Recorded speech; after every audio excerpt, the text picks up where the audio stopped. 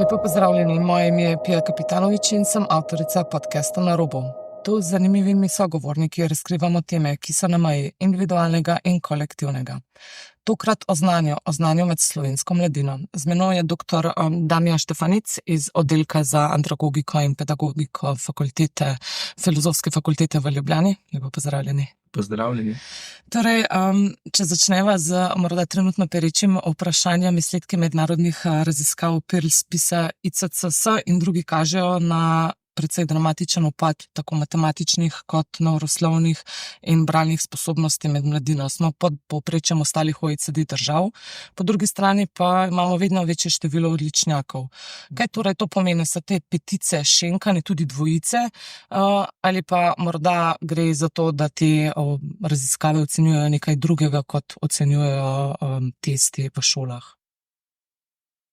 Ja, to, kar nas dejansko skrbi, v zadnjem času, so pravzaprav res te mednarodne raziskave, ki smo jih opravili tudi v Sloveniji, mednarodne primerjalne raziskave znanja, pismenosti, tudi kompetenc, nekateri rečejo, ki v bistvu kažejo negativne trende, skratka, kažejo na to, da dosežki pri učencih in dijakih v zadnjih, dajva reči, 5 letih pomembno upadajo. To velja predvsem za področje bralne pismenosti, kar pomeni, da raziskava, ki ugotavlja bralno pismenost četrtošolcev, precej, bi rekel, dramatično, kaže, da smo od povprečnega dosežka 542 točk leta 2018 v letu 2021 strmoglavili na 520 točk, kar je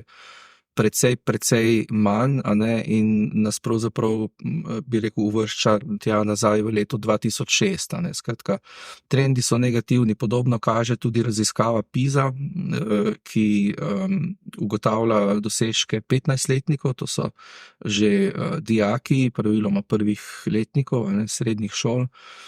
In tudi tam ugotavljamo zlasti na področju bralne pismenosti, da so naši dosežki pod povprečjem in tudi pod seveda našimi pričakovanji. Še ena pomembna reč je, da so ti dosežki tudi statistično pomembno povezani s socialno-ekonomskim ozadjem dijakov in učencev, kar seveda pomeni, da tisti, ki imajo tudi sicer, bi rekel, manj spodbudne pogoje za učenje, za življenje nasploh, seveda potem izkazujejo tudi v šoli oziroma tudi na teh področjih slabše dosežke. Torej, otroci iz družin deprivilegiranih z nižjim ekonomskim statusom nižjem. Tako. Kar seveda kaže pravzaprav tudi na to, da sistema, v katerem se ti učenke in učenci šolajo, ni tako pravičen, kot bi si želeli, da bi bil. Zdaj, to, kar ste omenili, je pa seveda še ena, bi rekel, problematika, s katero se moramo ukvarjati, namreč dejstvo, da interne ocene na nek način, kot da ne bi čisto zares odražale tega padca oziroma tega slabega, lahko rečemo, rezultata na področju bralne pismenosti. In tu se je seveda treba vprašati, zakaj. Zakaj imamo v bistvu pri internem ocenjevanju znanja tako visoke ocene, medtem ko nam recimo te mednarodne raziskave ne kažejo tako dobre slike.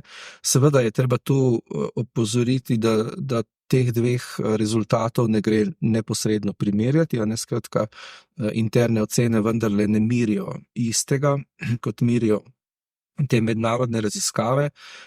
Vseeno pa je občutek, da imamo tudi tu kar precej težav. Kaj morda, se upravičujem za prekinitev, taka glavna razlika med internimi ocenami pa med temi raziskavami, kako se razlikujejo? Zdaj, treba je vedeti tudi to, da te posamezne raziskave ne merijo pravzaprav čist istega. Recimo raziskava PIRLS in PISA sta bolj usmerjeni v ugotavljanje pismenosti, recimo PISA na naravoslovnem, matematičnem in bralnem področju, in koncipirana je tako, da ugotavlja, kako se pravzaprav respondenti, torej dijaki, znajdejo pri reševanju nekih, bi rekel, takih avtentičnih življenjskih izzivov, za katere pač OECD, ki je organizator te raziskave, avtor te raziskave, meni, da so pač potrebne pri soočanju, a ne, z realnim življenjem. Torej bi lahko nekako rekli, da merijo, kako znamo uporabiti znanje, ki smo ga pridobili v šoli.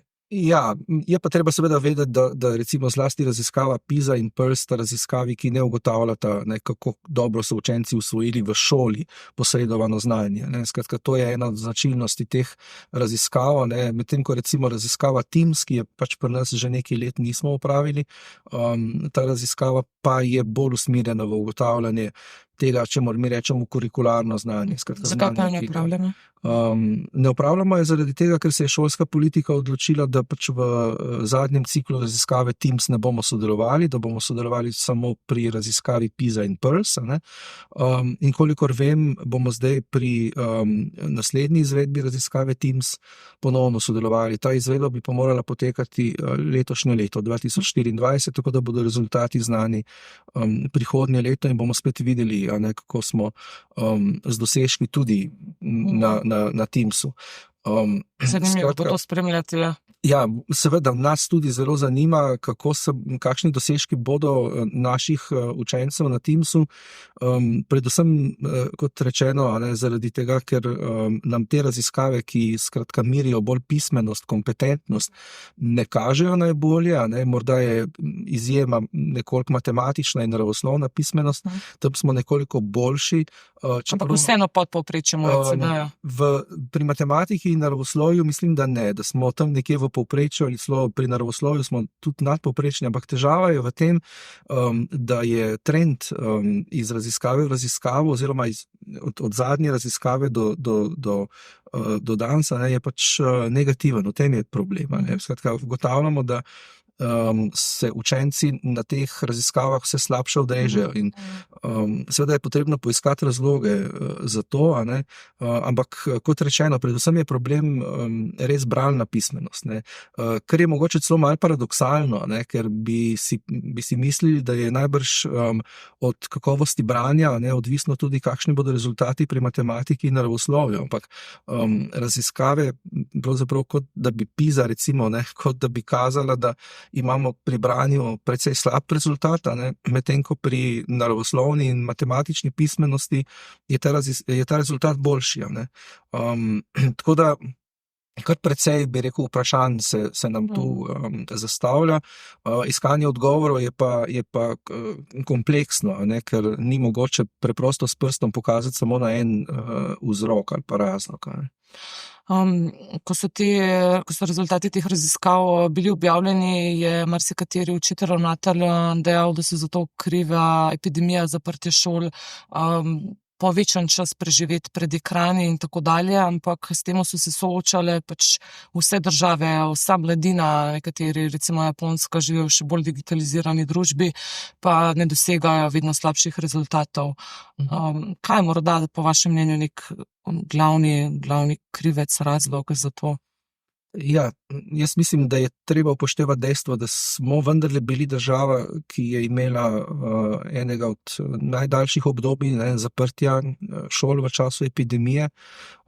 Hkrati je pa seveda potrebno tudi najbrž upoštevati druge dejavnike.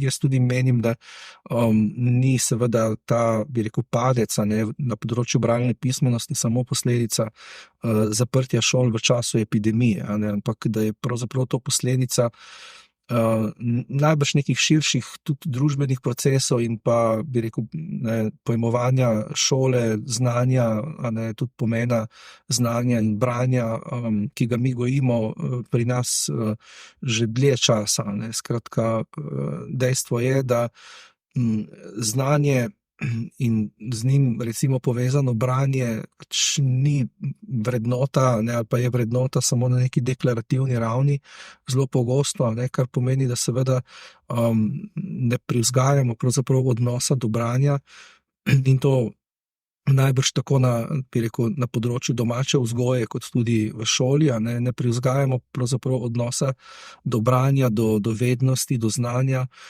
ki bi potem pripeljal do tega, da bi skratka bila, zaveza, ne, k branju, k študiju, k razmišljanju, kontemplaciji, pač nek sestavni del, ne, posameznikovega značaja, ne. Skratka, mi imamo do znanja izrazito pragmatičen in instrumentalističen odnos že zelo dolgo časa, ne. Skratka, o znanju bolj razmišljamo kot o nekem orodju, ne, s katerim lahko dosežemo nek učinek, ne razumemo ga, se mi zdi, širše od tega.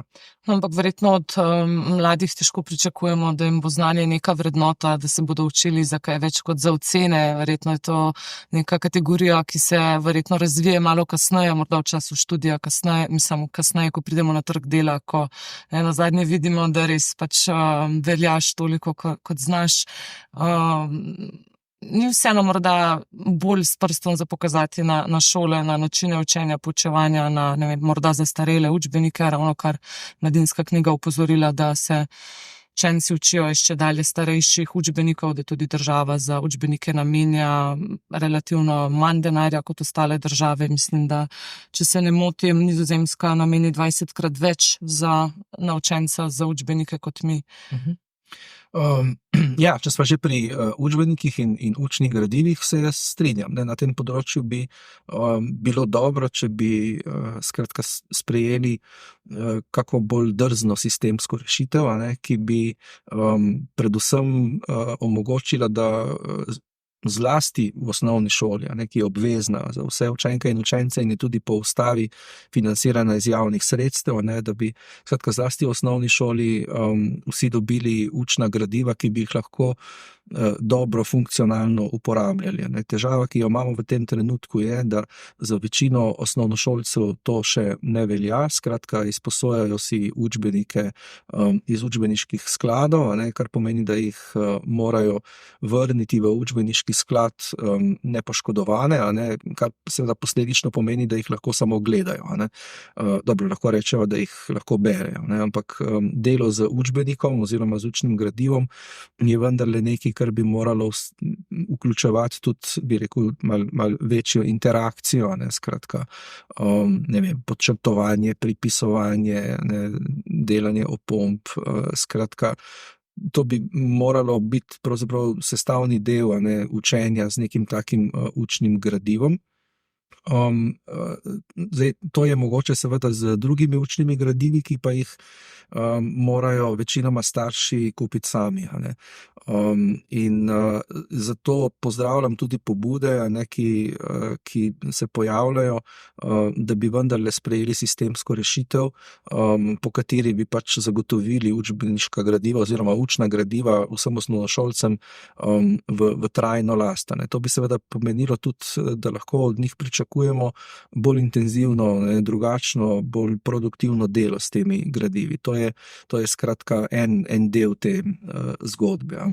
Pa sama starost, meni se zdi kar škandalozno, da so tako stari učbeniki, znanje se pač vseeno spreminja, ne vem, tudi je verjetno potrebno v tem zavedanju, da smo veliko časa pred digitalnimi zasloni ga narediti morda bolj zanimivega, bolj slikovitega, ne vem, ustaviti kakšne zanimive primere notri, da je to potrebno malo posodabljati. Ja, zdaj, tu se deloma seveda strinjam, ne, da je pač potrebno učna gradiva aktualizirati, absolutno, ne.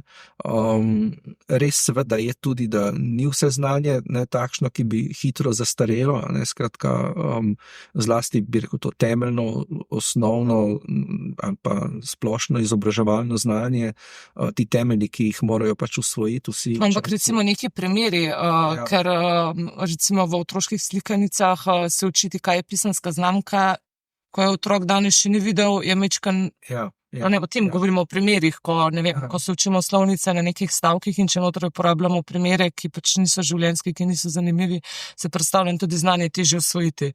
Ja, se strinjam, da pač je tu seveda potrebna ta aktualizacija učnih gradiv, razen če seveda želimo seznaniti učence, da pač nekoč je obstajala pisemska znamka, ki je pač danes ne poznamo več.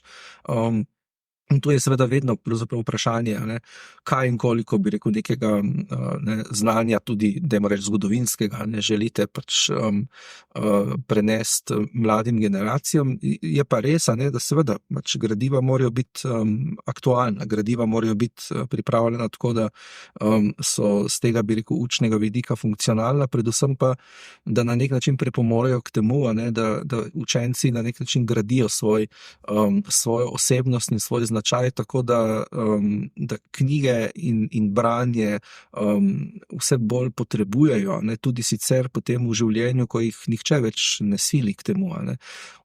Zato se seveda jaz strinjam tudi s tem, kar ste prej omenili, da ni mogoče v tem zgodnjem obdobju pokazati s prstom na učence. Potrebno je seveda se vprašati, ali kot sistem in kot stroka, ali delamo vse tako, kot je najbolj ustrezno za to, da vzgajamo, formiramo, oblikujemo mlade ljudi. In navdušimo na zadnje, da rabijo tudi malo te motivacije. Tako, seveda je razlika med tem, ali kot odrasel človek potem bi rekel, preden zaspite zvečer, potrebujete neko dozo leposlovne literature ali pač ne čutite te potrebe.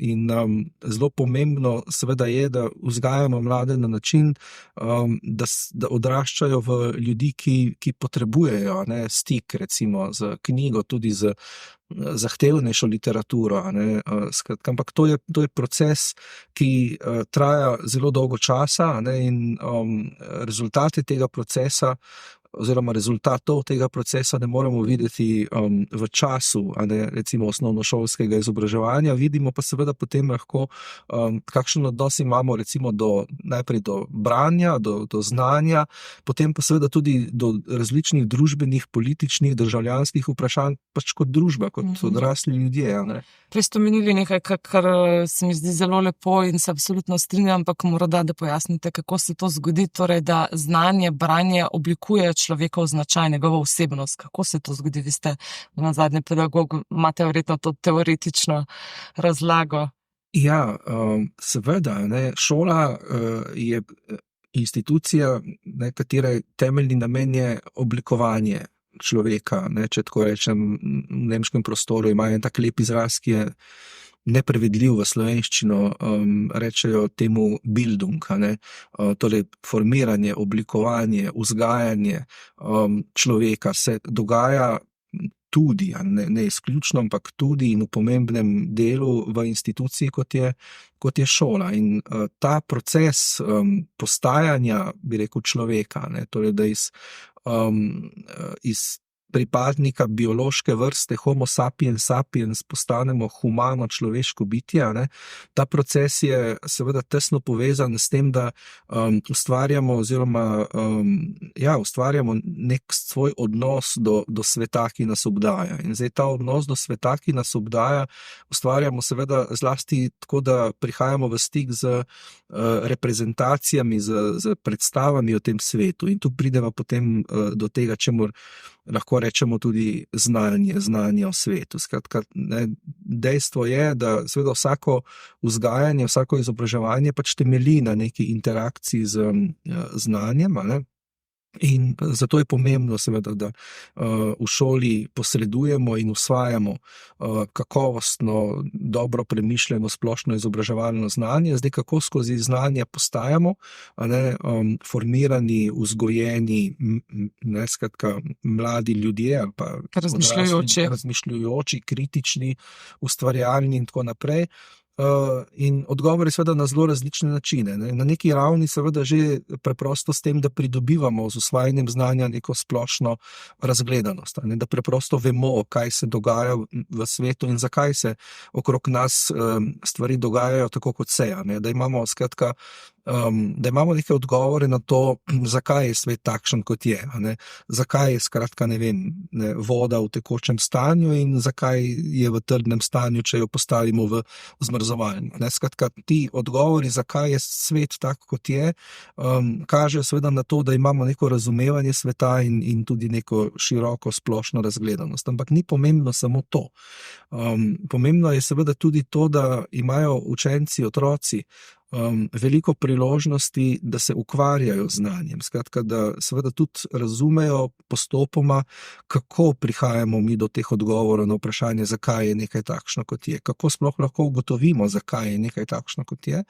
Hkrati pa seveda ukvarjanje z znanjem nujno pomeni tudi, da morajo aktivirati neke miselne procese, ki so zelo pomembni, so ključni, a ne, zato da so potem nekoč kasneje lahko suvereno kritični, ustvarjalni in tako naprej. Skratka, potrebno se je potruditi razumeti recimo neko besedilo ali pa učiteljevo razlago. Potrebno se je potruditi tudi, a ne, da se nečesa naučimo, tudi da določene stvari usvojimo do, bi rekel, ravni avtomatizma in tako naprej. V to je potrebno vložiti svoj čas, svojo energijo in se je treba tudi marsičemu odrekati. Skratka, treba je postaviti, da tako rečem, dolžnost, pred morda, ne vem, kako drugo dejavnost, ki zbuja več ugodja. In to so procesi, ki jih vsak mlad človek, mora dati skozi, ker skozi, bi rekel, natanko te procese postaja osebnost, kakršno si želimo, da bi postal. Zato je seveda pomembno ukvarjanje z znanjem. Včasih rečemo, da je problem šole v tem, da znanje na koncu potem ni trajno, da veliko tega ni uporabnega v praksi, tako, oziroma pozabimo. Ja, bodi si to, da skratka znanje ni uporabno, bodi si to, da znanje ni trajno, rečemo, veliko tega smo se morali v šoli naučiti in zdaj preprosto tega več ne vemo, ker smo pozabili, torej zakaj se je bilo sploh potrebno tega učiti. Jaz mislim, da to vprašanje je pravzaprav napačno zastavljeno, zaradi tega, ker se seveda vsega, kar se v šoli učimo, ne učimo zato, da si bomo vse to zapomnili do konca življenja. Učimo se zato, da bomo seveda od tega odnesli nek splošno izobrazbeni temelj, ampak učimo se tudi zaradi tega, ker je samo proces, v katerem se mi aktivno ukvarjamo z znanjem in se moramo skratka pri biologiji na neki točki učiti o tem, ne vem, kako je zgrajen parameci, ker je to pravzaprav proces, skozi katerega v bistvu razvijamo vse svoje značajske osebnostne lastnosti, ki so pomembne zato, da smo potem lahko nekoč, kot sva rekla, kritični, ustvarjalni, angažirani državljani, ljudje, ki nam ni vseeno in konec koncev tudi ljudje, ki smo radovedni. Eden največjih pedagogov evropskih, 19. stoletja, pisal se je Herbart, je verjel oziroma je bil prepričan, da je najpomembnejši cilj izobraževanja, vzbujanje interesa, zanimanja, radovednosti. To pomeni, da ko si enkrat odrasel človek, da ti preprosto ni vseeno, za to, kaj se dogaja okrog tebe. Ampak če želiš biti tudi angažiran, če želiš skratka tudi prispevati k temu, da se družba spreminja na bolje in tako naprej, potem moraš imeti neke osnovne temeljne resurse, ki ti to omogočajo. To pomeni, moraš znati artikulirati svoje misli, moraš znati ubesediti svoje misli, moraš znati kaj napisati, moraš znati skratka presoditi, kdaj je nekaj, za kar se zavzemaš, res dobro, kdaj pa ne. In vse to je pravzaprav povezano z vso kompleksnostjo ukvarjanja z znanjem, ki se pač, bi rekel, mora dogajati v instituciji, kot je šola. Pa je naš šolski sistem dovolj tak, da spodbuja se prav to radovednost, kajti moje izkušnje kažejo, da je običajno pri nas in tako v nižjih razredih osnovne šole kot v srednjih šolah profesor, učitelj, ki predava, učenci zapisujejo, zelo malo je bilo tega interakcije s tekstom, ko je bilo za naslednjo uro obvezno nekaj prebrati, se potem pogovarjati, podati neko mnenje. Tega skoraj ni bilo, ne vem, morda se je zdaj tukaj spremenilo, ampak v mojih časih tega absolutno ni bilo in ko sem potem se pogovarjala z kolegi iz drugih držav veliko več tega, tudi, ne vem, popolnoma drugačni način izobraževanja na fakultetah, ko je absolutno večji del namenjen delu v skupini, razmišljanju o nekih nalogah, tako pri nas še vedno, se pravi, ta odnos profesor nekje na predavalnici. Ja, tudi ta raziskava ICCS, kaže, oziroma tudi druge, mislim, da mednarodne raziskave kažejo na to, da tudi učenci in dijaki pogosto sporočajo to, kar ste ravnokar sami tudi povedali, da bi si želeli, skratka, dajmo reči, boljšega odnosa z učitelji. Jaz sicer mislim, da so tudi učitelji precej heterogena populacija, kar pomeni, da seveda imamo med učitelji take, ki so zelo vešči svojega dela in poslanstva. Imamo seveda tudi med učitelji takšne, ki bi bilo morda bolje, če bi si izbrali kak drug poklic, ampak tako je, mislim, da v vseh poklicih. Zdaj, res je, da morajo učitelji spodbujati aktivno delo učencev, in jaz bi želel verjeti, da večina učiteljev vendarle tudi svoj pouk načrtuje in izvaja na tak način, da poskušajo čim bolj seveda aktivirati učence.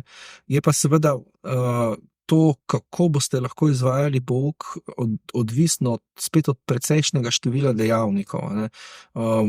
Zdaj, če želite z nekimi, dajva reči, malo bolj kompleksnimi didaktičnimi strategijami pripeljati učence do zelo kakovostnega znanja, potem morate seveda imeti na voljo dovolj kakovostno organizacijo časa, tudi morda fleksibilno organizacijo časa, morate imeti zelo dobro usposobljene učitelje, skratka učitelje, ki dejansko znajo izvajati pouk tudi tako, da ne poučujejo samo neposredno, torej prej ste rekli, predavajo, skratka frontalno razlagajo, da skratka znajo tudi, ne da bi vse frontalno razložili, učence pripeljali do kakovostnega znanja tudi po drugih poteh.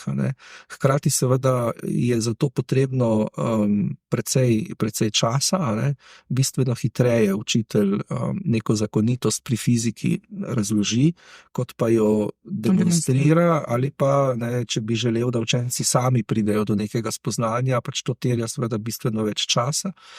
Tu je treba povedati, mi smo, Slovenija smo država, v kateri primerjalno z drugimi državami nimamo, bi rekel, zelo velikega, bi rekel, obsega pouka oziroma količine ur pouka. Skratka, morda se vsi, ki naj jo poslušajo, ne bodo s tem strinjali, ampak morda bi bilo mogoče razmisliti tudi o tem, kaj pravzaprav s časom, ki ga preživijo učenci v šoli, dejansko naredimo. Vedno več je teh dejavnosti oziroma izbirnih predmetov, ki so... Ja, seveda. Grejo verjetno na škodo nekih temeljnih znanj. Zdaj, tu je pravzaprav vprašanje, kako bi rekel, organizirate ta kurikulum šolski. Seveda je potrebno tudi program, recimo osnovne šole, zasnovati na način, da lahko učenci z različnimi interesi imajo možnost pridobiti recimo tudi različna znanja na različnih področjih, s čimer samo po sebi nič ni narobe, ampak potrebno je videti, ali dejansko na koncu rezultat, ki ga presojamo skozi perspektivo kakovosti splošne izobrazbe, ali je torej ta rezultat takšen, kakršnega smo želeli, s to količino ur, s temi sistemskimi rešitvami, ki jih imamo, s tako izobraženimi učitelji in skratka, in s tako angažiranimi učenci, konec koncev. Skratka, sam bi rekel, ta kompleksnost različnih dejavnikov potem prispeva k temu, da na koncu skratka dobimo mlade ljudi in družbo, ki ali je ali ni, ali je bolj ali manj solidarna, bolj ali manj angažirana, bolj ali manj skratka pripravljena na aktivno udejstvovanje, recimo tudi v nekem, da je reč, političnem življenju, a ne, skratka, pri čemer jaz uporabljam izraz politika v najbolj žlahtnem pomenu, ne, urejanja, ne, skupnih zadev v javno dobro, a ne. Skratka, ali imamo mlade ljudi, ki so pripravljeni, a ne, na to, da bi sodelovali recimo v teh političnih odločitvah in političnih procesih, in ravno ta zadnja raziskava ICCS glede tega ne daje najbolj optimistične slike. Tako, raziskava, s katero se je ugotavljalo državljansko vednost in pa stališča do nekaterih pomembnih državljanskih vprašanj, ne. In tu vidimo, in ta raziskava je potekala na vzorcu osmošolcev, skratka učenk in učencev, ki obiskujejo 8. razred osnovne šole, in daje nekatere precej, bi rekel, zaskrbljujoče rezultate, a ne. Dobro, eden je že ta, da nivo državljanske vednosti upada, a ne. Sicer pa so tudi nekatera stališča, a ne, kot je recimo to, da imamo tretjino, mislim, da osmošolcev, ki menijo, da moški in ženske ne morejo ali pa ne bi smeli enakovredno sodelovati v političnih procesih, a ne. To so, skratka, to so nekateri podatki, ki so res precej zaskrbljujoči, a ne. Pač se nihče ne ukvarja z njim, odkje izhajajo in zakaj je to tako, ali pač? Jaz upam, da se bomo, a ne, začeli resno ukvarjati, ker so podatki res v nekaterih pogledih, lahko rečeva, alarmantni, a ne. Tako da jaz upam, da se bomo začeli tudi s pomočjo tega, čemur mi rečemo sekundarne analize, skratka, ne, analize, ki jih upravimo potem, ko dobimo te prve rezultate, a ne, raziskav, da bomo skratka se preko tega dokopali tudi do ugotovitev, kaj pravzaprav lahko naredimo, ne, zato da bomo vendarle skozi vzgojo in izobraževanje, ki poteka, ne, v šoli, res lahko, bi rekel, pripeljali mlade ljudi do neke kakovostne splošne izobrazbe, ker splošna izobrazba seveda ni samo splošno izobraževalno znanje, ne. Seveda izjemno pomembno je, da splošna izobrazba temelji na znanju, na nekem temeljnem poznavanju sveta okrog sebe, ampak splošna izobrazba seveda, ne, pomeni tudi, ali pa še zlasti, ne, pomeni, kako kakovostno zmoreš kot posameznik in kot družba konec koncev, ampak kako kakovostno zmoreš preživljati svoj prosti čas, a ne. Kaj delaš v prostem času? Je razlika, a ne, ali v prostem času, ne vem, preprosto konzumiraš poneumljajoče, ne vem, televizijske šove, a ne, ali je to nekaj, po čemer stremiš, ali v prostem času, ne vem, obiščeš gledališče, bereš knjigo, bereš zahtevnejšo literaturo, a ne. Koliko ljudi se skratka odloči za branje zahtevnejše literature in kako v bistvu okoliščine, v katerih živimo, vplivajo na to, ali bomo lahko postajali takšni ljudje ali ne, a ne. In bi rekel, tehnološki napredek, ki smo mu priča in ki seveda prinaša mnogo tudi pozitivnih učinkov, hkrati seveda tudi učinkuje tako, da nam, bi rekel, jemlje, a ne, nekatere zmožnosti takšnega, bi rekel, ne, kontemplativnega mišljenja, koncentracije in tako naprej, a ne. Če skratka berete neko literaturo, ob tem pa se vam vsakih 15 minut, ne, bi rekel, zapiska računalnik, a ne, vas nekaj zmoti, ali pa če ste preprosto tako zelo odvisni od tehnologije, da si ne zmorete vzeti, a ne, 3-4 ure časa za to, da se poglobite recimo v neko roman, a ne, potem pač so to dejavnosti, ki počasi pri večini populacije izginjajo. Ampak s tem seveda izginjajo tudi vsi tisti stranski produkti teh dejavnosti, a ne, torej to, da zmorete kompleksno misel, da zmorete se poglobiti recimo v neko zahtevnejšo literaturo, da skratka ste konec koncev pripravljeni in da v končni konsekvenci morda tudi najdete nek užitek v tem, da dolge ure študirate. A ne? In s tem seveda bi rekel, postajate to, kar je najbolj značilno za človeka kot humano bitje, in to je zmožnost premišljevanja, razmišljanja, na tej podlagi tudi ustvarjanja. Ne? Skratka, to je nekaj, po čemer se pač ljudje razlikujemo od drugih živih bitij. Smo potem zelo kontradiktorni, po drugi strani politika govori, da moramo usvojiti te veščine 21. stoletja, kritično, analitično mišljenje, po drugi strani pa nekako dela ukrepe, ki branijo potem, da bi se učili znanja zaradi znanja samega. Recimo morda še ena taka stvar včasih, zato ker ste vi zdaj povedali in še dolgo, se je učilo latinščine, še ko so jo ni govorilo, ko je bila mrtvi jezik, ravno zaradi tega, da so ljudje bili sposobni usvajanja nekih zapletenih, kompleksnih sistemov njihove gramatike. Ja, verjelo se je, ne? Da je seveda, recimo, latinščina pač nek jezik, katerega učenje naj bi najbolj učinkovito tudi pripomoglo k razvoju človekovega uma, ne, in tako. Zdaj, jaz sicer mislim, da tudi ukvarjanje z drugim znanjem je nekaj, kar pripomore k razvoju človekovega mišljenja in s tem seveda tudi k razvoju zmožnosti za neko... Tudi kaj lažjega bi bilo danes koristno.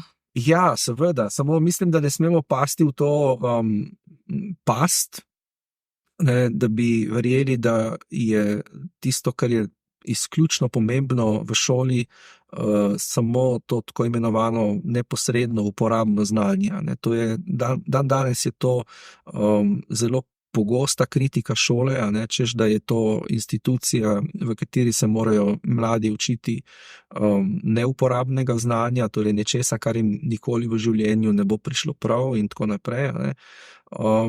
Jaz bom tako rekel, seveda se strinjam, zelo dobro moramo premisliti, a ne, kaj je v pedagoškem pomenu, v vzgojnem, v tem formativnem pomenu res ključno zato, da pri mladih razvijamo tiste osebnostne značajske lastnosti, zaradi katerih potem pač lahko postanejo avtonomni, kritični, svobodni, ustvarjalni državljani in tako naprej. A ne.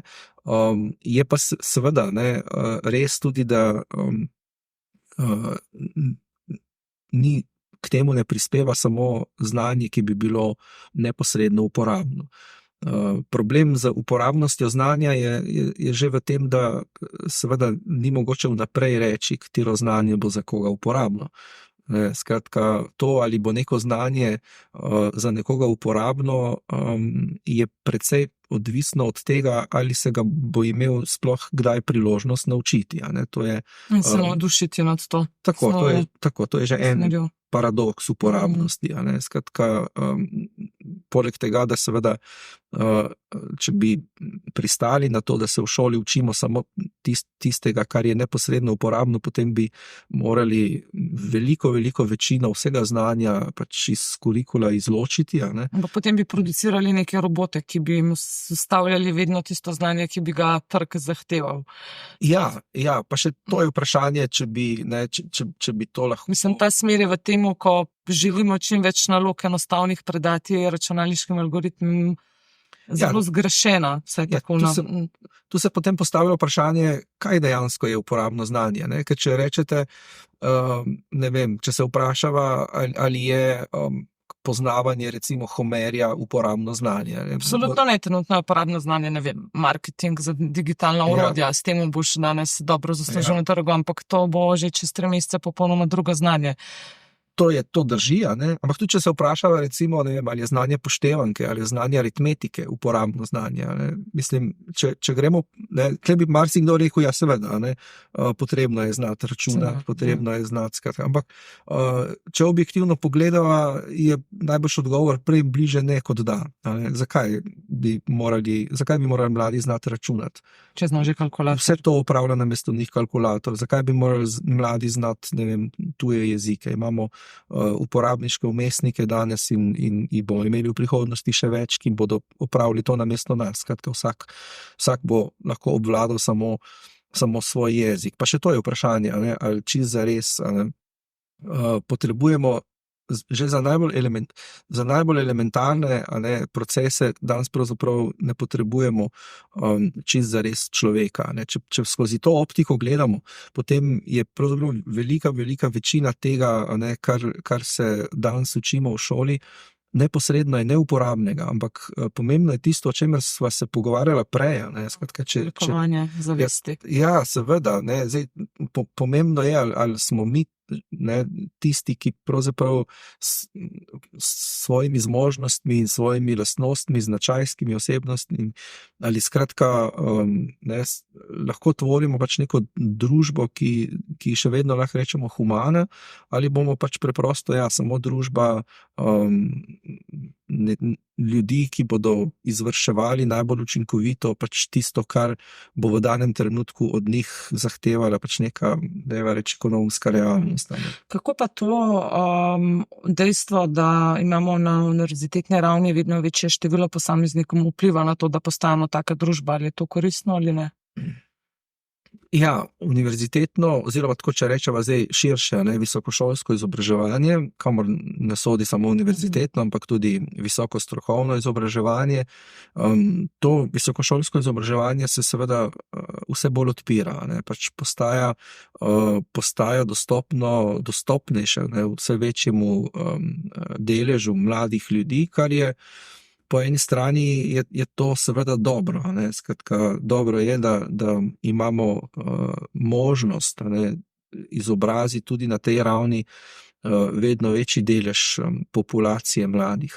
Je pa seveda res, da to pač pomeni, da tudi v univerzitetne programe, ki so najzahtevnejši, vstopa pač vse bolj heterogena populacija mladih ljudi. Skratka, univerza ni več neka, bi rekel, institucija, v kateri se zbira zgolj neka družbena elita, in prav je tako, ampak to pred univerzo pač postavlja tudi vrsto nekih izzivov, ki skratka predvsem je potrebno najti, bi rekel, načine, kako kljub tej večji heterogenosti populacije, torej heterogenosti v smislu tudi akademskih zmožnosti, kako skratka kljub tej večji heterogenosti oziroma ob tej večji heterogenosti najti načine, da se pač mlade pripelje do enako kakovostnega, tudi enako zahtevnega univerzitetnega znanja,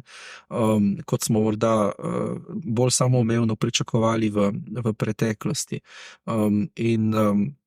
Kaj se je izkazalo torej, ko smo razširili te možnosti za vpise? Ja, praksi potem. Predvsem se pokaže seveda to, da ne prihajajo v visokošolski študij mnogi, ki pač morda pred desetletji se za tak študij ne bi odločali. Seveda je res tudi, da je pač realnost današnjega časa takšna, da se skratka za vse več tudi poklicov, če hočete, zahteva ali pa pričakuje visokošolsko izobraževanje. Tu je preprosto potrebno, bi rekel, krepiti kakovost visokošolskega sistema, tudi tako, da krepimo, bi rekel, tudi pedagoško, visokošolsko didaktično kakovost učiteljev, hkrati pa, da jim tudi omogočamo, da skratka delujejo v nekih pogojih, v katerih bodo lahko bolj produktivno delali s temi bi rekel, zelo različnimi študenti. Za ta namen pa bi morali povečati število profesorjev, asistentov. To bi bilo idealno, Profesorov, a ne. 400 študentov se ne predstavljam, kako lahko Ja, se pripeljejo do Ja, nekega. seveda. Če ima en učitelj v predavalnici 200, 300, 400 slušateljev, a ne, potem bo seveda zelo težko karkoli naredil na tem, čemur mi rečemo individualizacija, ne, ali pa diferenciacija. Skratka, boš težko Z najboljšimi delal, da bodo dosegli najbolj, Ja. kar lahko, in tiste morda šibkejše pripeljal do neke ravni, ki Tako. bomo lahko rekli znanje. Ja, tako. Zdaj, če je teh študentov, a ne, na enega profesorja več 100, a ne, potem je to seveda nemogoče. Ker Se pravi, vse nekako, naš sistem je tak, da vse nekako damo na neko povprečje.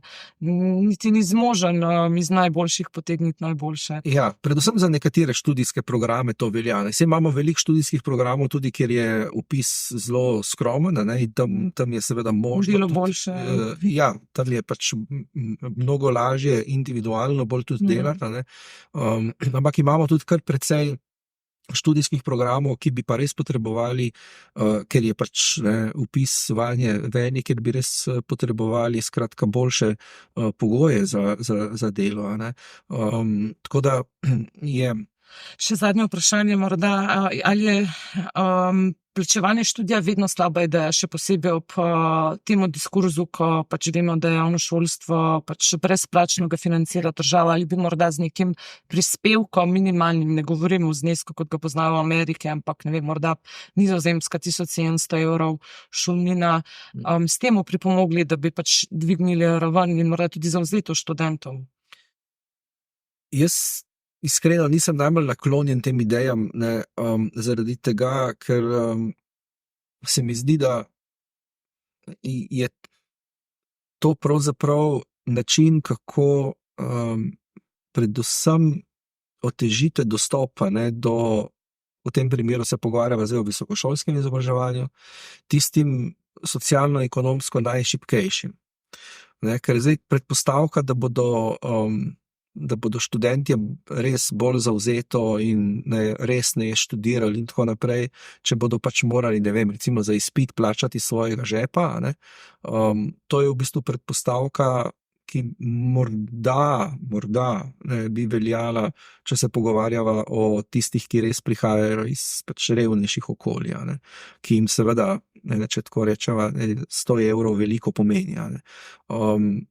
Ne vem, če je to res tako zelo samoumevno za tiste, ki nimajo finančnih težav. Skratka, to je nek proces, s katerim postavite, bi rekel, v neenak položaj tiste, ki imajo, pa tiste, ki nimajo v tej družbi.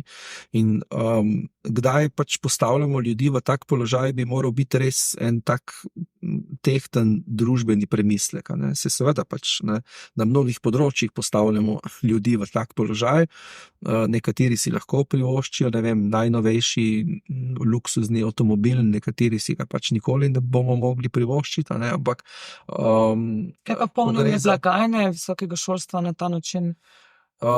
Jaz mislim, moj pogled je predvsem ta, da bi se morali kot družba in tudi v političnem smislu zediniti, da je izobrazba ljudi, a ne, tako zelo pomembna, in v naši državi nas ni tako zelo veliko. Mi smo res razmeroma obvladljiva država.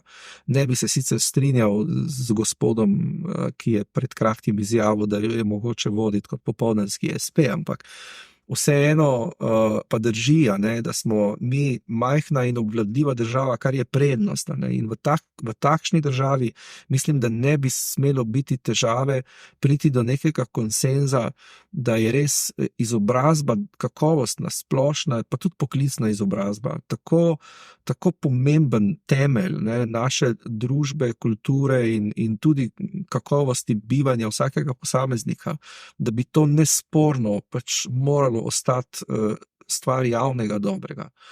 Skratka, če najdemo, zdaj bom sicer zvenel malo populistično, ampak namenoma bom uporabil to primerjavo, čeprav vem, da ni vselej najbolj na mestu, ampak glejte, če mi najdemo milijone evrov za to, da asfaltiramo kilometer avtoceste, če najdemo 170 ali koliko milijonov za to, da smo zmožni sfinancirati prenovo neke železniške postaje nekje, potem jaz ne kupim preprosto argumenta, da pač da enostavno ne zmoremo najti nekaj milijonov za to, da bi pač zagotovili res kakovostno izobrazbo vsem ljudem od osnovne šole ali pa če rečemo od predšolske vzgoje pa do univerze. Ne. Nismo tako velika država, da bi to pomenilo ne vem kakšen javnofinančni izdatek, ne, in politika pač in tudi, bi rekel, širša družbena pogodba bi morala iti v to smer, da prepoznamo dejansko to področje vzgoje in izobraževanja kot področje, ki v bistvu res zelo prispeva k kakovosti vseh nadaljnjih družbenih sistemov. Tako, ne, tako kot seveda je to zdravstvo eno tako področje, kjer bi ravno tako morali tak konsens najti, ne. Tako je vzgoja in izobraževanje, skratka neka socialna varnost, ne, in to se mi zdi, da je neka, bi rekel, dediščina tudi življenja v Evropi, ki ni samo mevna recimo za mnoge, ki živijo v drugih predelih sveta, in bi se mi zdelo res škoda, če bi pač kot družba na tem področju nazadovali, ne. Tako da jaz bi apeliral na to, da več, bi rekel, dajemo poudarka in veljave izobrazbi, znanju, s tem povezanim aktivnostima, ne, kot so branje, kulturno udejstvovanje in tako naprej, ker na koncu dneva se mi zdi to, od česar je odvisna kakovost našega bivanja in tudi zadovoljstvo, ne, z življenjem in družbo. Najlepša hvala, gospod Štefanec, za vaše misli. Upam, da bodo dosegle pravo občinstvo. Hvala za povabilo.